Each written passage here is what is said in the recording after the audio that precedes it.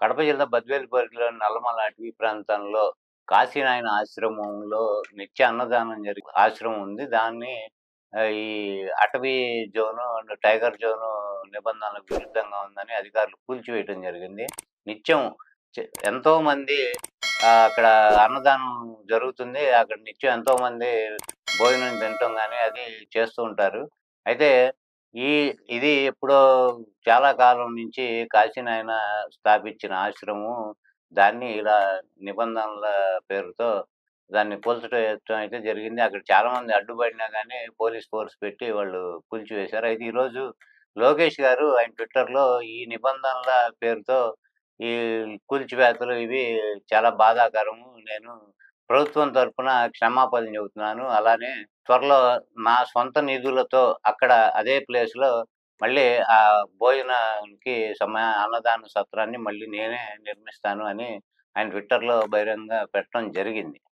అయితే దీనికి లోకేష్ గారిని అభినందించాలి ఎంతైనా. ఆయన ముందుకొచ్చి ప్రభుత్వం తరపున క్షమాపణలు చెప్పి అట్లానే ఆ అధికారులు ఎవరైతే ఉన్నారో వాళ్ళని సస్పెండ్ చేయడం జరిగింది అని తెలిపారు. ఆహ్, ఇలానే మొన్న జరిగిన ఘర్షణలో వీరభద్ర స్వామి ఆధ్వర్యంలో వీరభద్ర స్వామి సంబంధించిన ఊరేగింపులో కొంతమంది మసీదు ముందుగా వెళ్తుంటే అక్కడ వాళ్ళు గూడా ప్రొటెస్ట్ చేయటము, అక్కడ ఘర్షణలు, గొడవలు జరగటం జరిగింది. దీనిలో పోలీసులు ఈ వీరభద్ర స్వామికి సంబంధించి హిందూ భక్తుల గోడు వినిపించుకోకుండా వాళ్ళ మీద ఎదురు కేసులు పెట్టడం, దాడి చేసిన ముస్లింలని వాళ్ళని పిలిచి వాళ్ళతో మాట్లాడి పంపించేయటం జరిగింది.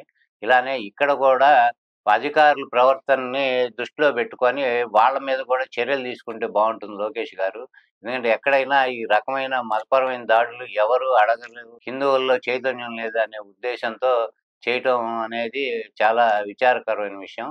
అయితే ఈ అటవీ భూములకు సంబంధించిను టైగర్ జోన్ అని చెప్పి ఈ భూముల్ని ఇట్లా వాటి నిబంధన విరుద్ధంగా ఉందని ఈ ఆశ్రమం కూల్చివేసిన తరుణంలో, ఈ అటవీ శాఖ మంత్రిగా ఉన్న పవన్ కళ్యాణ్ గారు మాత్రం మన సనాతన ధర్మం పాటించి మన సనాతని మన పవన్ కళ్యాణ్ గారు ఈ విషయం మీద స్పందన లేదు. ఎటువంటిది లేదు.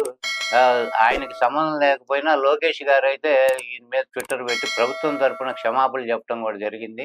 ఆయన సొంత నిధులతో దీన్ని నిర్మించడం కూడా నేను చేస్తానని చెప్పడం జరిగింది. దీనికి ఎంతైనా లోకేష్ గారిని అభినందించాలి. ఈ ఆయన చెప్పటమే గాకుండా అది నిర్మించి చూపించిన తర్వాత ఆయన ప్రతిష్ట ఇంకా పెరిగే అవకాశం ఉంది. అది దృష్టిలో పెట్టుకొని వీలున్నంత త్వరగా ఆయన మాట నిలబెట్టుకుంటారని ఆశిద్దాం. జై